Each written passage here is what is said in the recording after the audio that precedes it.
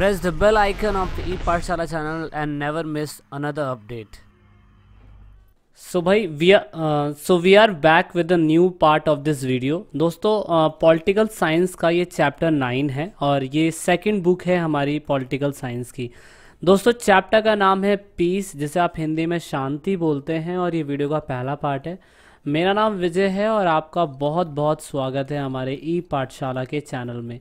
तो जिन बच्चों ने ई पाठशाला के चैनल को सब्सक्राइब नहीं करा है, so must subscribe our channel, because हमने काफ़ी कुछ नई चीज़ें इसके अंदर स्टार्ट करी है। सभी बच्चों को पता है हम नई नई सीरीज़ पे काम कर रहे हैं। तो दोस्तों आप सोच रहे होंगे कि यार अभी अकॉर्डिंग टू न्यू सिलेबस हमने लास्ट जो चैप्टर करवाया था वो राइट चैप्टर करवाया था, 5वां चैप्टर, और उसके बाद डायरेक्टली 9 चैप्टर क्यों करवाया जा रहा है। तो अगर आपकी इन्फॉर्मेशन के लिए मैं आपको बता दूं तो दूसरी बुक के अंदर हमारा सिटीजनशिप चैप्टर, नेशनलिज्म चैप्टर और सेकुलरिज्म चैप्टर जो है कम्प्लीटली डिलीट हो चुका है। जो बच्चे अभी नींद से जागे नहीं हैं वो जाग जाइए, और अगर आपने सिटीजनशिप, नेशनलिज्म और सेकुलरिज्म 2020 के अकॉर्डिंग वाले सिलेबस में पढ़ा है तो आपने बहुत बड़ी मिस्टेक कर दी है। तो ये ध्यान रखिएगा, ये चैप्टर कम्प्लीटली डिलीट हो चुके हैं, इसीलिए पीस वाला चैप्टर यानी कि चैप्टर 9 अब आपको करवाया जा रहा है। तो दोस्तों इस चैप्टर 9 के अंदर पूरी तरीके से हमने पीस के ऊपर डिस्कस करना है, और पूरे चैप्टर का जो टॉपिक है वो हमें समझना यही है कि सही मायने में एग्जैक्टली पीस होता क्या है, मतलब शांति होती क्या है। और साथ में अगर आपको लगता है कि शांति की स्थापना करनी है तो शांति की स्थापना करने के लिए हमें क्या करना चाहिए वो हमें समझना है।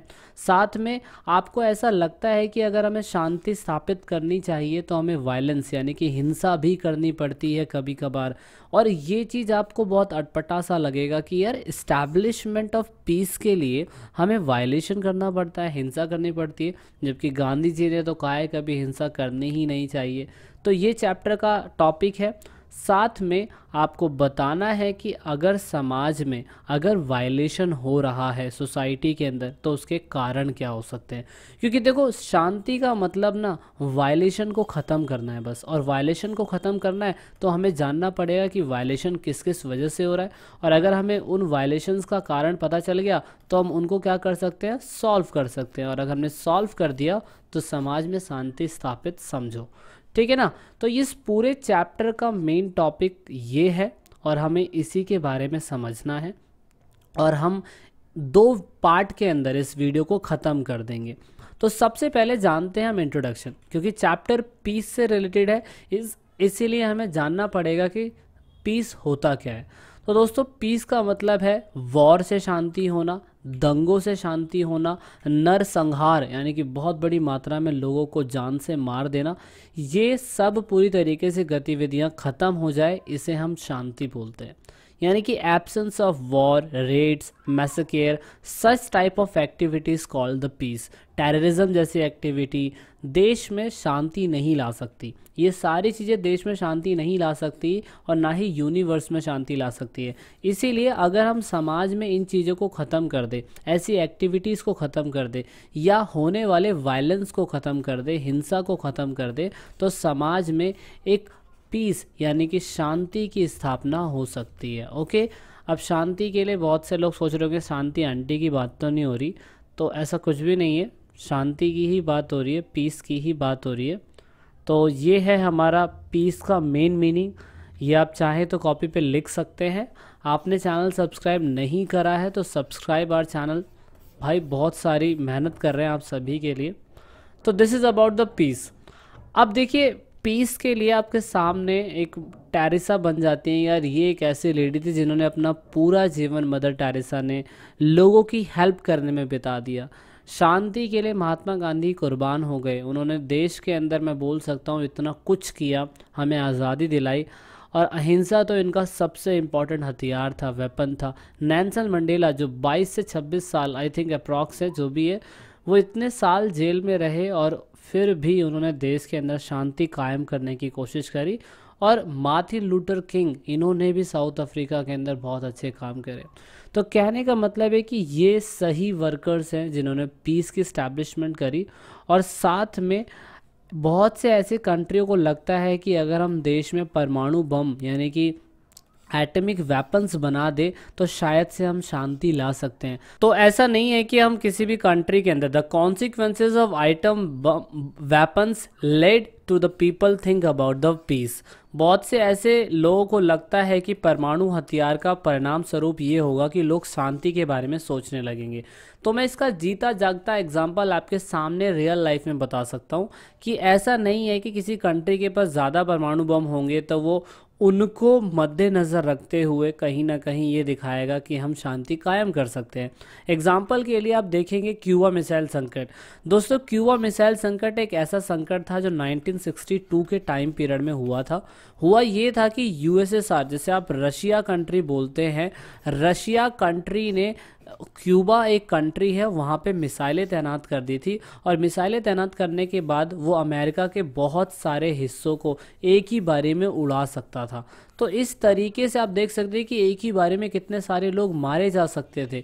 तो यहाँ पे रशिया ने और क्यूबा ने साथ में यूएस के उस समय रहे प्रेसिडेंट ने बहुत सोच समझ के स्टेप लिया और आप देखेंगे कि यहाँ पे दोनों देशों ने मिलके 25 सितंबर से लेकर 28 सितंबर के बीच में अमेरिका की यात्रा करी। खुर्शेव जी ने, जो यूएसएसआर के उस टाइम पे मैं बोल सकता हूँ हेड थे, और फिर इन लोगों ने फाइनली 5 सितंबर 1963 में Moscow partial test ban treaty करी।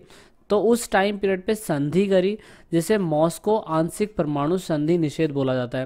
कहने का मतलब ये है शांति कायम करने के लिए ये दो कंट्रियां ऐसा जीता जागता एग्जाम्पल है जिन्होंने 1963 के बाद समाज में, पूरे वर्ल्ड में ये दिखाने की कोशिश करी कि भाई हमें परमाणु बम को टेस्टिंग बंद कर देनी चाहिए। और इसके बंद करने के बाद युद्ध चल रहा था 45 साल तक यूएसएसआर के बीच में और यूएसए के बीच में। तो उस टाइम पे ये जो युद्ध था वो भी ख़त्म हुआ। अब आपको लग रहा होगा कि यार बात पीस की हो रही है और कहाँ पे ये यूएसएसआर और यूएसए की बात आ गई। तो दोस्तों ये जीता जागता एग्जाम्पल उन कंट्रियों का है जिनके पास परमाणु वेपन्स थे, परमाणु बम थे, एटॉमिक न्यूक्लियर बम थे, लेकिन ये देश फिर भी कायम नहीं कर पाए शांति। तो इन लोगों को क्या करना पड़ा? इन लोगों को पार्शली टेस्ट बैन ट्रीटी करनी पड़ी। कहने का मतलब था इन्होंने आंशिक रूप से बोल दिया कि अब कोई भी परमाणु बम की टेस्टिंग नहीं करेगा, जिसकी अमेरिका, सोवियत संघ, ब्रिटेन, इन तीनों कंट्रियों ने रशिया के अंदर यानी कि मॉस्को के अंदर इस पे संधि पे साइन किया था। और उसके बाद 1945 से चल रहे वॉर जो 1991 तक चला था, ये जाके फाइनली 45 साल के अंदर ये युद्ध खत्म हुआ और इस युद्ध को कोल्ड वॉर के नाम से जाना जाता है। अब कोल्ड वॉर क्या है, जब आप 12th क्लास में आएंगे तो आपको समझ में आएगा, पॉलिटिकल के अंदर उस पर भी हम स्टडी करवाएंगे आपको, अभी नहीं। तो ये एक रीज़न था जिससे देश में शांति कायम हुई, वर्ल्ड में शांति कायम हुई। नहीं तो जिस तरीके से आपको अभी संसार दिखाई दे रहा है, अगर वो क्यूबा मिसाइल संकट हो जाता तो आप यकीन नहीं मानेंगे कि यूएसए का नक्शा ही बदल जाता और देश में अशांति का माहौल तो इतना ज़्यादा हो जाता कि आप सोच भी नहीं सकते थे, है ना। तो अब यहाँ पे हम आगे बढ़ते हैं, हम देखते हैं कि हमारे बहुत लोग जो फिलोसफर है उन्होंने भी शांति के ऊपर बात करी। यहाँ पे फेडरिक है, इन्होंने शांति के ऊपर बात करी। इन्होंने कहा कि हमेशा युद्ध और संघर्ष, कभी भी किसी भी कंट्री के अंदर युद्ध होता है, संघर्ष होता है, तो उसके बाद ही हमें सही मायने में एक ओरिजिन ऑफ न्यू सिविलाइजेशन के बारे में देखने को मिलता है। एग्जाम्पल अगर मैं आपको बताना चाहूँ, अगर मान लीजिए कि हमारी कंट्री के अंदर 1942 के अंदर भारत छोड़ो आंदोलन चल रहा था, वो एक तरीके का इंटरनल युद्ध ही था। और इंटरनल युद्ध के बाद फिर आपने देखा था कि कैसे हमने 1947 के बाद अपने देश की नई आज़ादी ली। तो 1947 के बाद शांति ही शांति हमें देखने को मिली थी हमारे समाज के अंदर। और उसके बाद कहने का मतलब फेडरिक, जो बहुत बड़े जर्मनी के फिलोसफर है, उन्होंने अपनी ये कोट करते हुए बात बोली कि according to him war and the conflict leads to the origin of new civilisation. समाज में अगर कहीं भी युद्ध और संघर्ष हो रहा है तो उसके बाद हमें शांति देखने को मिलती ही मिलती है। उसके बाद वेल्फेराडो पेराडो ने जो बताया था, उन्होंने बताया था कि भाई सही मायने में क्या कहते हैं, इसे बोलते हैं शासित अभिजात वर्ग। ये शासित अभिजात वर्ग वो लोग हैं जो उस टाइम पीरियड पे अपने क्षमता और अपनी इच्छा के अनुसार कंट्रोल कर सकते हैं लोगों को, तो उस टाइम पे ये शांति को कायम करने में कहीं ना कहीं सक्षम हो सकते हैं। इसके बारे में आप फ्रेंच रेवोल्यूशन अगर आपने पढ़ा हो तो आप जान सकते हैं कि फ्रांस की क्रांति जो थी उसने कैसे क्या कहते हैं एक शासित अभिजात वर्ग का गठन किया था, जैसे आप नेशनल असेंबली उसके बाद देख सकते हैं।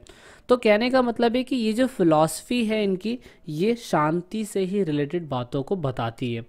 अब हमारे भारत देश के अंदर एक संरचनात्मक हिंसा होती है जिसे आप स्ट्रक्चरल वायलेंस बोलते हैं। स्ट्रक्चरल वायलेंस का मतलब ये हो गया कि पद क्रम अनुसार, कहने का मतलब ये होता है कि मतलब समाज के अंदर जो वायलेंस होता है वो कहीं ना कहीं ये दिखाने की कोशिश करता है कि जो व्यक्ति उत्पीड़ित है, दैट मीन्स जो व्यक्ति को प्रॉब्लम हो रही है या जो ऑप्रेस्ड क्लास्ड व्यक्ति है वो कहीं ना कहीं किसी ना किसी संघर्ष और हिंसा की वजह से ही पैदा होता है। मतलब अगर हमें स्ट्रक्चर्ड वायलेंस समझना होगा तो हमें समझना होगा कि शांति अगर समाज में कायम नहीं हो पा रही है तो उसका स्ट्रक्चर क्या है, मतलब समाज में अशांति किन किन चीज़ों से पैदा होती है, जैसे कि कास्ट सिस्टम हो गया, है ना, पैट्रिचरी हो गया, जिसे आप पितृसत्ता बोलते हैं, उसके साथ कॉलोनिज्म हो गया, उपनिवेशवाद हो गया, रेसिज्म हो गया और साथ में कम्युनिज्म हो गया। यहाँ पे ये सारे कारण हो सकते हैं जो अशांति को खतरा है। हम पूरे चैप्टर के अंदर इसी के ऊपर डिस्कशन करेंगे और दोस्तों आपको इसके ऊपर सबसे ज़्यादा फोकस करना होगा कि भाई ये इम्पॉर्टेंट पार्ट है। अगर समाज में हमें शांति पीस लाना है तो अकॉर्डिंग टू क्लास 11 आपकी बुक के अंदर इसके ऊपर सबसे ज़्यादा फोकस करा गया। अगर आपने इसके ऊपर फोकस कर लिया तो मैं आपको गारंटी दे रहा हूँ कि आप इन चीज़ों को बहुत आसानी से समझ पाओगे। इस चैप्टर का सबसे इम्पॉर्टेंट क्वेश्चन यही हो सकता है, अदरवाइज कोई सा नहीं। तो अब हम एक एक करके समझते हैं कि ये कास्ट सिस्टम जो होता है उससे वायलेशन कौन कौन सी होती है। कास्ट सिस्टम में हम लोग क्या करते हैं कि निचली जाति को अनटचेबल बोलते हैं, जिसकी वजह से समाज में कहीं ना कहीं आप देखते हो अशांति होती है। अगर ये व्यक्ति लोग जो अपने आप को अछूत समझने लगेंगे तो वो गलत काम करेंगे, दूसरे काम करेंगे, जैसे समाज में दंगे हो सकते हैं, कुछ भी हो सकता है ना। तो they were not included in the mainstream of the society और इसकी वजह से इनको समाज में मेन स्ट्रीम में नहीं रखा जाता है। तो ये चोरी चकारी है, जो भी मतलब कह सकता हूँ, मैं एग्जांपल दे रहा हूँ, लेकिन ऐसे बहुत सारे काम हो सकते हैं जो ये करेंगे जब इन्हें लगता है कि समाज इन्हें नहीं अपना रहा है। तो इसीलिए हमें करना क्या पड़ेगा, क्योंकि ये सारे के सारे लोग एजुकेशनल और सामाजिक गतिशीलता से बहुत दूर होते हैं। तो हमने अपने संविधान के अंदर आर्टिकल नंबर 17 स्पेशली डाल रखा है, ताकि हमने बोला कि हम अनटचेबिलिटी को ख़त्म करते हैं। अगर कोई भी व्यक्ति किसी भी व्यक्ति को देखकर उसकी जाति, धर्म, रंग, रूप, पैसा, नेशनैलिटी इसके हिसाब से भेदभाव करता है तो वो कहीं ना कहीं कॉन्स्टिट्यूशन का उल्लंघन कर रहा है। तो इस हिसाब से हम कहीं ना कहीं कास्ट सिस्टम को ख़त्म कर सकते हैं, है ना। तो ये हमने डिस्क्रिमिनेशन जो है ख़त्म किया हुआ है, कास्ट डिस्क्रिमिनेशन ख़त्म किया हुआ है। अगर आपने फंडामेंटल राइट्स पढ़ा होगा तो आप काफ़ी अच्छी तरीके से समझ सकते हैं कि आर्टिकल नंबर 17 क्या बोलता है। दोस्तों MCQ की सीरीज़ भी आएगी, आप ये याद रखिएगा, और मोस्ट इम्पॉर्टेंट क्वेश्चन जो पेपर के अंदर आएंगे वो भी बताया जाएगा इस वीडियो के बाद। और साथ में अगर आपने हमारा चैनल सब्सक्राइब नहीं करा तो सब्सक्राइब ज़रूर करिएगा, क्योंकि ये सारी चीज़ें आपको बताई जाएंगी। तो अबॉलिश ऑफ अनटचेबिलिटी आपको पता है, आर्टिकल नंबर 17 है।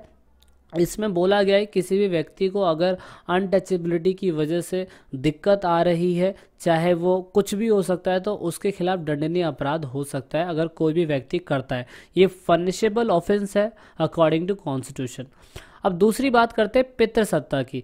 ये पितृसत्ता होता क्या है दोस्तों, आपने देखा होगा कि हमारे समाज में हम लोग क्या करते हैं, वुमेन्स का ज़्यादा शोषण करते हैं, एक्सप्लोटेशन उनका ज़्यादा करते हैं और मेंस को कहीं ना कहीं ज़्यादा इंपॉर्टेंट देते हैं। वुमेन्स को साथ बहुत सारी गलत चीज़ें होती हैं, इसमें सेक्सुअल हरासमेंट सबसे इम्पॉर्टेंट है, ऑफिसेस के अंदर होता है, बहुत ऐसी जगहों पे होता है जो नहीं होना चाहिए। तो ये बहुत ही समाज के अंदर वायलेशन का एक कारण है। बच्चों को चाइल्ड मैरिज में शादी करवा देना, डॉरी के लिए शादी करवा देना, है ना, तो और फिर एजुकेशन के लिए मना कर देना, ये सारी चीज़ें जो समाज में हो रही हैं। और अगर हम इन सारी चीज़ों को समाज से ख़त्म कर दें तो हम काफ़ी हद तक जो पितृसत्ता है उसकी वजह से भी हम वायलेशन को ख़त्म कर पाएंगे और समाज के अंदर पीस और शांति को इस्टेब्लिश कर पाएंगे। तो दोस्तों ये लास्ट था वीडियो के अंदर, चैनल को सब्सक्राइब कीजिए और हम जल्दी वीडियो के सेकंड पार्ट में मिलेंगे। कैसी लगी वीडियो, अपना रिस्पांस ज़रूर दीजिएगा।